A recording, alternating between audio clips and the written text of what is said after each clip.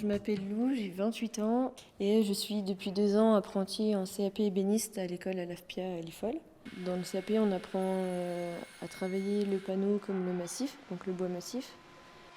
J'ai quitté un poste d'assistante marketing pour un site web pour changer complètement de voie et venir là faire du travail manuel, travailler le bois.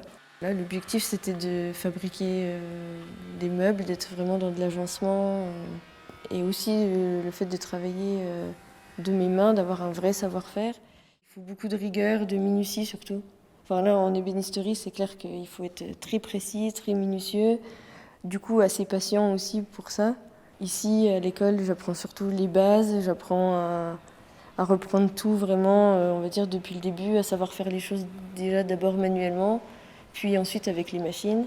On a la chance d'avoir maintenant des outils assez développés et très diversifiés. Donc on a autant du portatif que des grosses machines comme les menuisiers, etc.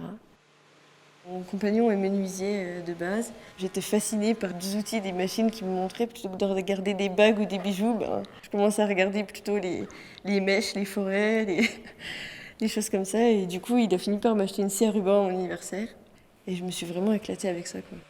Je regrette pas forcément le parcours que j'ai eu à l'école et tout ça avant, mais j'aurais peut-être dû le faire plus tôt, donc parce que c'est juste parce que j'ai pas osé en fait. Mais voilà, je pense que j'ai clairement trouvé ma voie et je regrette pas du tout. Et pourtant, je pars de loin, sachant que j'étais de bureau. En plus de ça, je suis une fille, pas très grande. Et c'est vrai que là, de rentrer dans le monde un peu atelier, un monde masculin et tout ça, ça peut faire peur. Et en fait, je m'y sens très très bien. Et du coup, je suis contente d'avoir trouvé un métier qui me fait allier et un peu comme ça la passion et l'envie de créer et de fabriquer soi-même, parce que du coup, ça nous permet de faire ce qu'on veut en plus. Ce qui est génial avec le bois, c'est qu'on peut faire tout ce qu'on veut, quoi.